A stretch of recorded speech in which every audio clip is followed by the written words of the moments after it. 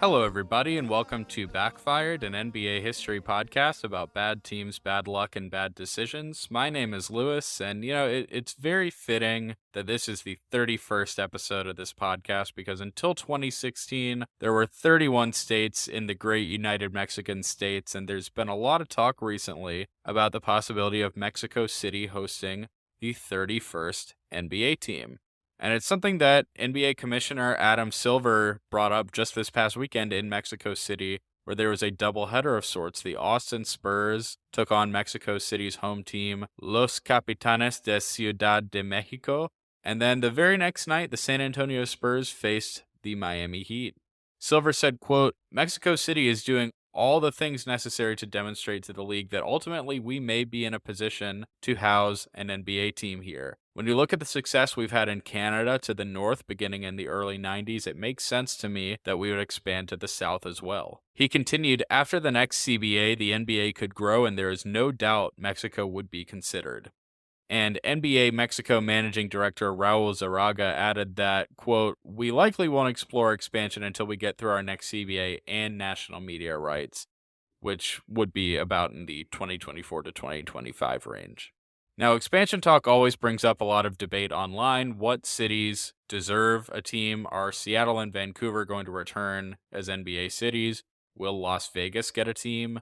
What about expanding to a third country outside of the United States and Canada? Mexico being the logical move, as Silver said, considering it's just right there, just south of the United States. How about going down to Mexico City, one of the largest cities in the world by population? And furthermore, what if the NBA adds a team or two in the Western Conference? What team would then go to the Eastern Conference? Is it Memphis? Is it Minnesota? On and on and on. But all of these Reddit threads have been done to death, and more importantly, all these discussions have happened time and time again in the newspapers, which, some might call the analog version of Reddit. But the truth is, expansion talk about Mexico City has been happening for a long time. I did a quick search of a newspaper archive, and I found articles talking about expansion into Mexico City in a not if but when sense as far back as 1994. For example, in the Tennessean, the Nashville newspaper, in January of 1994, when Toronto and Vancouver were working on securing their franchises, a group in Nashville was also vying for an expansion franchise, but they were told that Mexico City was next in line. And in fact, David Stern went on the record when he was announcing that San Antonio would be hosting the 1996 All-Star Game and said, quote, "By the year 2000, we are going to have a franchise in Mexico City."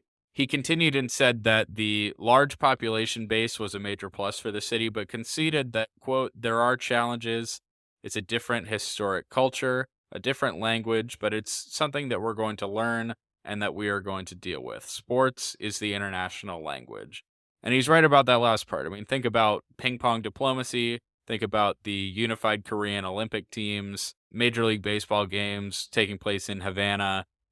Sports can bridge gaps that are a lot wider than what separates the NBA from Mexico City.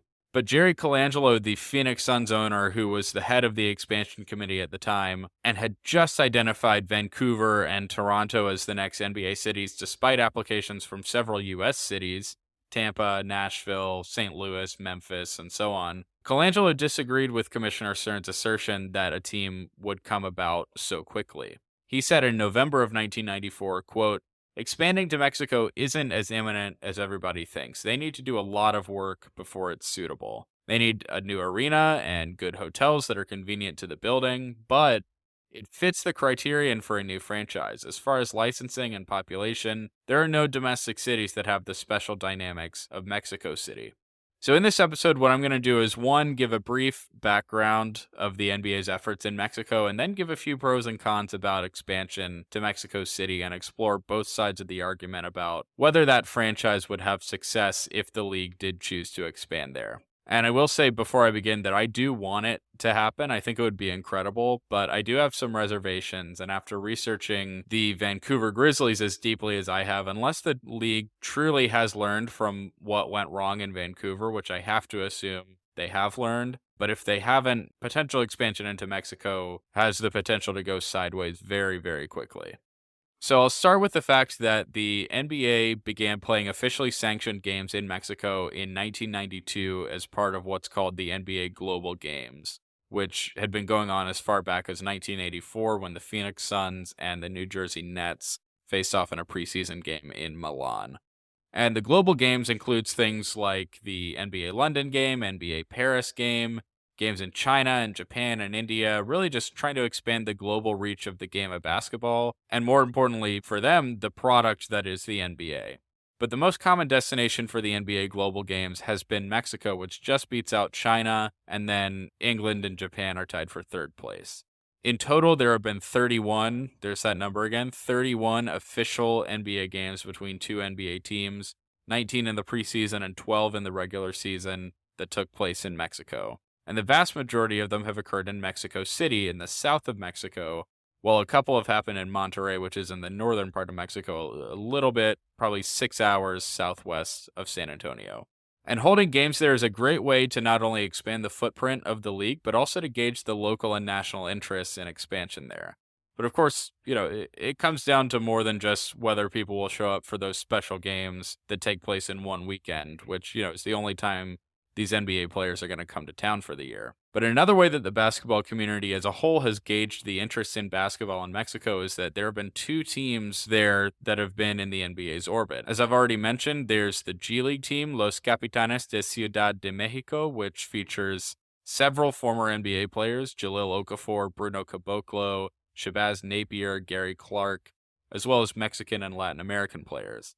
But there was also a Continental Basketball Association team in Mexico City, which sought to do essentially the same thing as Los Capitanes, which was to gauge the interest in a big-time professional basketball franchise.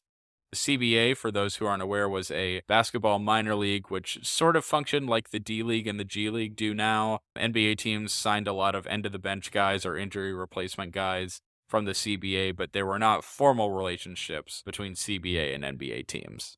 That team that I mentioned was the Mexico Aztecas, which relocated from Fargo, North Dakota for the 1994-1995 season. And the Aztecas had really good attendance. They set single-game attendance records in the CBA, including their final game where they had 12,587 fans in the building, which is the CBA record.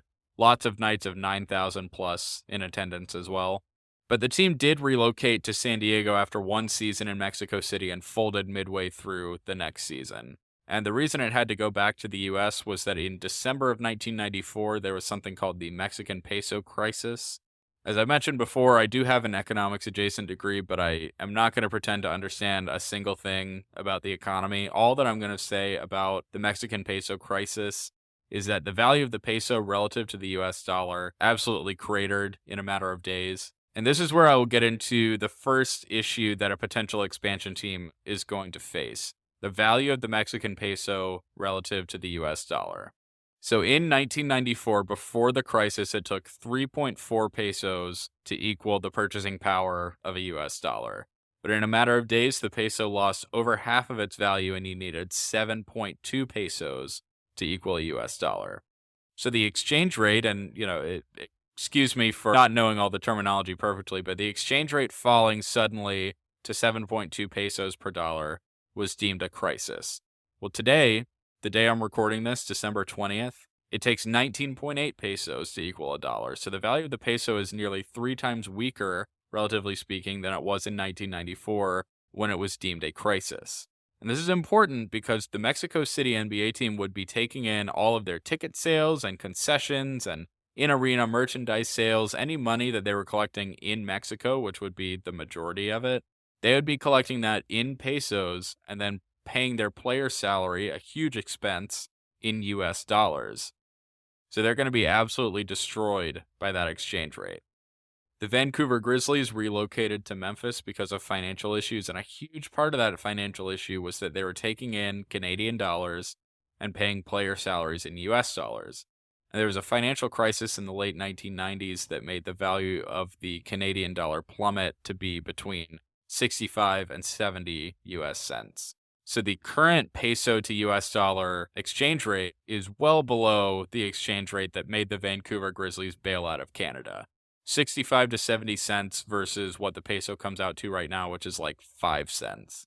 And that's going to be a major issue for the Mexico City team. If they don't sell out every game and make a ton of money in merch sales and concessions, the NBA's Board of Governors is going to have to be extremely generous in terms of what they do to help offset that exchange rate. So one thing that the NBA discussed in the 1990s was that they could subsidize and offset the exchange rate from Canadian dollars to US dollars to help lighten the load on the Grizzlies and the Raptors during that financial crisis.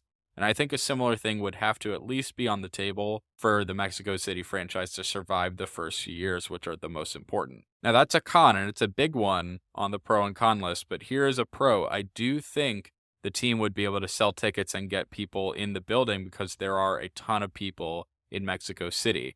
That's what makes it so attractive to the NBA. According to the United Nations, the metro population of Mexico City in 2022 was a hair over 22 million people, and that makes it currently the sixth most populous city on planet Earth, and within a million or so people of numbers 4 and 5, which are Sao Paulo, Brazil, and Dhaka, which is in Bangladesh. So for reference, the largest city in the US, New York, is 11th in the world at just under 19 million in the metro area. Los Angeles is 27th at 12.5 million. Chicago, 42nd, just under 9 million. Canada's largest city, Toronto, is 63rd with 6.3 million people in the metro area. And Vancouver doesn't even crack the top 150. There are significantly more people in Mexico City than in New York, and more than Chicago and LA combined. So that is, to me, an impossible amount of people to comprehend. Of course, then Tokyo has about 70% more people than Mexico City does, which again, unimaginable. But, honestly, and this is being incredibly simplistic, but there are 22 million people in the metro area, and the arena, which is called Arena CDMX, which is, as NBA Deputy Commissioner Mark Tatum says, NBA ready. Arena CDMX has a capacity of 22,300 people. That's a hair larger than the United Center in Chicago, which is the largest arena in the NBA currently. If they can convince 0.1% of the metro area population to show up for each game, that is a sellout every night. Again, very simple analysis. And that's easier said than done, but it is the truth of the matter. It's 0.1% of the metro area population. And for the Heat and Spurs game this past weekend, the attendance was 90%, 20,160 fans. And that's for a 500 team taking on a tanking team, and neither of them play for that city. So, in my eyes, that's pretty promising. Another thing that's promising is that it's pretty notable for Mark Tatum to say that Arena CDMX is NBA ready, because a lot of arenas in the US are not. For example, when the Grizzlies relocated to Memphis, they played in the Pyramid, which was a basketball stadium that the University of Memphis played in, which now, of course, is a Bass Pro Shops. That arena was deemed not NBA quality, and so there had to be a plan and financial backing for a new arena, the FedEx Forum, to be built before the franchise could officially be relocated. Similarly, the Toronto Raptors played in the Sky Dome, the home of the Toronto Blue Jays, while the arena now known as Scotiabank Arena was being built. So they have the arena and they have the people, but is there interest in basketball in Mexico City and Mexico as a whole? Well, the San Antonio Spurs believe that there is. The COO of the Spurs, a guy named Brandon Gale, says that according to their market research, basketball is the fastest growing sport in Mexico and the second most popular behind soccer. YouGov says that 16 million Mexicans, roughly 1/8 of the total population in Mexico, identify as being a fan of the NBA. And over a quarter of those people say that they are fans of the San Antonio Spurs. So it's notable that the San Antonio Spurs and the Austin Spurs both played in Mexico City this past weekend. He goes on to say that a significant number of Spurs season ticket holders are people who live in Monterrey, which, as I mentioned, is 6 hours from San Antonio. Those are people who have second homes in San Antonio, so gotta assume pretty rich people. But that is, so important to the Spurs that they've really catered to people who live in Monterrey. They broadcast some Spurs games on the radio there. They have a partnership with an airline to fly Spurs-branded airplanes to shuttle fans back and forth between Monterrey and San Antonio for games. So the Spurs certainly feel that Mexican people are a demographic worth pursuing heavily. Maybe if there were a team in Mexico City, they could be Mexico's team as the Raptors are Canada's team. The Capitanes games are already nationally broadcasted throughout Mexico and in certain other Latin American countries, so an NBA team there could potentially secure a Mexican national TV deal like the Raptors have in Canada, nationally broadcast every one of their games. and also extend their reach further into Latin America. Now, in addition to the market research the Spurs are citing, there are other things that you can say to further back up the claim that people are interested in basketball there. For example, in the mountainous states further south than Mexico City, Oaxaca, and a couple of others, there are decades of a strong history and culture built around youth basketball. And there have been Mexican teams who won championships internationally and brought their states, a lot of pride. I don't know how major these tournaments are, but I read an article saying that they beat a youth team in LA, other teams throughout Latin America, and that they were going to travel to Spain eventually. And, a positive history of basketball in the region has gone a long way for the NBA in the past. The league granted Vancouver a franchise in part because of a rich history of high school basketball in British Columbia. The University of Memphis Tigers and their strong fan base made the league feel like Memphis would be an acceptable landing spot for the Grizzlies. Similarly, Commissioner David Stern did everything in his power to stop the Minnesota Timberwolves from relocating to New Orleans, in part because he didn't like the guy who was going to buy the team and move it there, but in part because the New Orleans Jazz, hadn't done well and the team wasn't supported by the local populace and particularly the local government in New Orleans and had to relocate to Salt Lake City. But now let's get into the things that I think are going to be the biggest limiting factors here. There will be a perception among NBA players, particularly American ones, which is most of the league, that Mexico City is unsafe for them to move their families to, that it's too far away, that nobody is going to speak English there, and thus the culture is going to be too different, and that they're going to lose a ton of money in taxes. Now, I will say the tax situation, their agents are going to be able to clear that right up for them. From what I can tell, and I'm just looking at very basic things like federal income tax brackets, but resident non-citizens who play for the Mexico City team, especially those with lower salaries, are going to be taxed less than they would be in the US or in Canada for the games that they play in Mexico, which is half of them, as you know. So that's significant. As a player's salary increases, it gets closer to the tax rate of the US and Canada, but it's still less. A rookie max extension player like Pascal Siakam, for example, he plays half of his games in Canada, which means he's taxed roughly 33% on those. And again, just federal income tax, by the way, no jock tax or provincial tax or anything else like that. If Siakam played half of his games in Memphis, let's say, a team in a state with no state income tax, his total state and federal tax burden goes up from 33% in Canada to 37% in the United States. But in Mexico, that would go down from 33% to 29%. So you save a little bit on income tax there. Other things go into the equation, of course. But now I'm going to tackle those other things that I brought up. So is Mexico City unsafe? I have never been, so I can't tell you for sure, but the area that Los Capitanes live in, Polanco, is affluent and said to be extremely safe because of the large police presence, so take that with a grain of salt. But Mark Tatum and G League officials have said that they're not overly concerned with their players' safety because they trust the area that all the players live in, although there are, police escorts to and from each game. Every Capitanes player quoted in the articles that I've read have said that they always feel safe and they enjoy living in the area that they live in. But at the same time, it sounds to me like a very controlled environment. And if the players for the eventual NBA team choose to buy a house and live outside of the hotel complex that the G League players are all put up in that has a bunch of nice restaurants all around, they may have a different experience. I do know also that the air quality in Mexico City is not great. The World Bank says that 6% of deaths in Mexico as a whole trace back to problems with the air quality. Another thing Mark Tatum said recently, quote, "Travel is not an issue. It's a pretty short flight for several of our teams, particularly our Texas teams, our Florida teams, our New Orleans team, and Arizona is actually a pretty short flight." And with that, I disagree wholeheartedly. Mexico City is very far away from basically everywhere else in the NBA. The closest existing team to Mexico City is the Spurs, which is like 690 miles away by great circle distance, which is basically straight line distance that incorporates the curvature of the earth. Now, when you're flying, that trip is only 2 hours, and 2 hours is certainly manageable, but you have to take into account, one, going through customs, that adds a little time, and, a weekend trip to Los Angeles when the schedule gives a Mexico City player 3 days off, that is a 4-hour flight both ways. A 1-game road trip there and back to go play the Portland Trailblazers, that is 8.5 hours in the air both ways. And again, that does not include going through customs, which more on that later.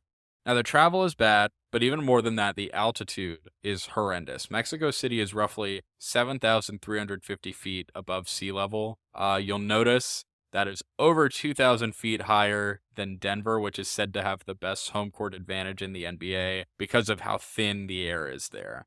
There are entire playoff series that have been swung in part because of the altitude in Denver, like the number 1 seed Seattle Supersonics blowing their 2-0 lead and losing to the number 8 seed Denver Nuggets in 5 games back in 1994.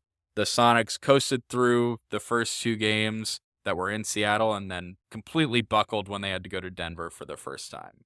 And it's going to be even more severe in Mexico City, to the extent that several NBA players, guys who are in incredible physical shape, have gotten altitude poisoning when traveling to play a one-off game in Mexico City. It happened to Willie Cauley-Stein this year when his G League team went down to play Los Capitanes in November. Russell Westbrook and Alan Crabb both had to leave a Thunder versus Nets game in 2017 briefly just to get a hold of themselves. Goran Dragic has said that it's much worse than traveling to Denver.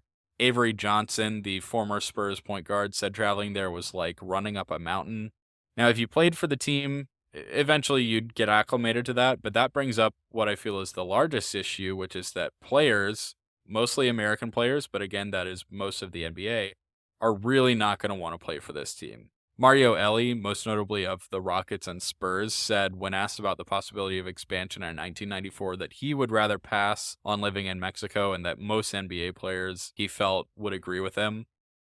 The traffic in Mexico City is said to be horrendous, which makes sense. There's a lot of people there. The culture, Elie says, is just too different. Vancouver players felt that Canadian culture was too different for them. So imagine how a typical rich American athlete would feel in Mexico. Elie said that he didn't want to live in a country where English was not the primary language. Atlanta Hawks coach Nate McMillan, then playing for the Seattle Supersonics, said, quote, "I don't mind the trip. It's really no different than going to Texas, but I wouldn't want to be on the team. The lifestyle is just too different for me to move my family to a foreign country." Detlef Schrempf, who's German, said, quote, "I wouldn't want to play there. It's nice to visit, but living there would be a lot worse." Now, those are all quotes from 1994. Now, almost 30 years later, the current Capitanes players report that they enjoy living in the area that they do, but at the same time, for those former NBA guys, it's either play for the Mexico City Capitanes or go to China. So they are playing in Mexico out of necessity rather than by choice. NBA free agents, by and large, are not going to choose to play for Mexico City if they have other options on the table. Now, there are exceptions. For example, Bruno Caboclo, the former Raptor and Grizzly, the so-called Brazilian KD, says, quote, "I'm international, so it feels good here. It feels like home. I learned Spanish for 3 years in my school in Brazil, so I can survive here." With the noted exception before from Detlef Schrempf, I'm sure that international players are going to be just fine with playing there. They would either not have the language barrier because maybe they speak Spanish, maybe they spoke Spanish growing up, maybe they played for Real Madrid, let's say, or maybe they are also going to have a language barrier in the US. Not all these international guys speak incredible English when they first arrive in the NBA, so to people who don't speak English or Spanish, the language barrier is going to exist one way or the other. But what isn't going to exist for a player on one of the 29 American teams is what I think isn't the single largest issue, but is probably the single most annoying issue a player on the Mexico City team is going to face, which is the fact that every time they go on a road trip, they're going to have to go through customs both ways, which is a major factor for NBA players. There's a guy named George Lynch who played for the University of North Carolina, played for the Lakers. He was on the 76ers finals team in 2001. He got traded to Vancouver in a salary dump in 1996 so that the Lakers could sign Shaquille O'Neal. And Lynch says that going through customs several times a week is a big reason why players didn't want to play in Vancouver or didn't like playing in Vancouver. He said, quote, "We felt that we were the only team taking long flights, getting in late, and then still having to deal with customs. In LA, the latest you would get home Pacific time is maybe 12 o'clock at night after a game. But in Vancouver, you were getting in at 2, 3, 4 in the morning because of customs." And remember, Mexico City is 2 time zones east of Pacific time. It's in Central Time, so add 2 hours to each of those numbers. Then he continued, we'd fly to Bellingham or Seattle, then get off the plane, go through customs, get back on the plane, and then fly into Vancouver. It was a bit much when you're expected to get up in the morning for practice or another game. Now, the best hope for the franchise to be successful is for the team to be good sooner rather than later. And for that to happen, they're going to have to attract players. And I don't just mean in free agency, because although I can say all day long that big name free agents and major role players aren't going to want to go to Mexico City, they're probably also not going to want to go to Orlando or OKC or Portland or Memphis or Indiana or Washington, and those are all still viable franchises that really aren't in any realistic danger of folding or relocating. But location and perception can have an effect come draft day as well. Players and agents can refuse to give their medicals to Mexico City's front office. The player can pull a Steve Francis and refuse to sign their rookie contract if they're drafted by Mexico City. Francis wrote in the Players Tribune, quote, "I damn near cried when I got taken by the Grizzlies at number 2. I was not about to go up to freezing-ass Canada so far away from my family when they were about to relocate the franchise anyway." And one could imagine the same thing being said about Mexico, minus the part about it being freezing. Players are absolutely going to have concerns about how playing in Mexico City is going to affect their brand, their ability to get a nice shoe deal, other big sponsorships, versus if they played for Orlando or Boston or anywhere else in the U.S. And that was, another concern for Steve Francis as well. At the end of the day, it is going to come down to perception. The players are going to think that Mexico City is too far away, that it's too different of a culture, too rainy. No one is going to speak English there. Their families are going to be unsafe if they move there. They're going to get sick if they drink the tap water. They're going to get kidnapped by drug cartels. And it's up to the NBA and to the management of the team to convince players and agents that that is not true, and that going through customs every day and having the worst travel situation in the league is worth getting to play and live in Mexico. Ultimately, in my opinion, if the team doesn't give the local fan base something to be excited about early on, the team is not going to be a success. And all that depends, again, on management. They are going to need the proper people in place. They are going to need draft luck. An exciting young prospect or two is going to go a long way. And the first batch of players that play for them, whether they're acquired via expansion draft, regular draft, trade, free agent, everybody that makes up the first team, they're going to have to buy into what the team is trying to accomplish in that first year. And, the front office and coaching staff have to do whatever it takes to make them have an incredible experience playing for the Mexico City team and living in Mexico City. That's going to go a very long way in making the Mexico City team attractive to play for. If they can build positive buzz, positive word of mouth about playing there and playing for those executives. And if the team enjoys where they are and enjoys playing with their teammates, the fans are going to want to come watch them, whether they're winning or not. Winning obviously would help a lot. Now, the NBA may have to coddle this team at first to make it work, do something to offset the exchange rate between the peso and the dollar, go easy on the team in terms of what draft position they can have in the first season, market the hell out of this team. But if they do all that, I do think it could be a success. But if they try to take shortcuts on basically anything, it's just going to be another situation like the Vancouver Grizzlies, and this Mexico City team is going to be in Vegas or Nashville by 2030. So anyway, let me know what you think about all that. I tried to tell the whole story as best I could. I'm probably an optimist when it comes to NBA expansion because it's not my money. And, I have an outsider's perspective on it all. But I'd love to see a team in Mexico City. I don't think the league is quite at a point in terms of volume of talent where they should consider expanding to like 36 teams or whatever. But the more the merrier. That just means more basketball, which I think we can all agree is fun. Thank you for listening twice in 1 week. This episode will get us back on track for bi-weekly Thursday releases. Be sure to check out the site, backfirednba.com. I'll be posting some more on there in the coming weeks, and really appreciate you taking the time to listen. Follow the socials at Backfired NBA Pod on Twitter, Instagram, and TikTok, and we will talk again in a couple weeks. All right, have a good one. Baby. Are you gonna be the one that saves me? And after all, you're my wonder wall.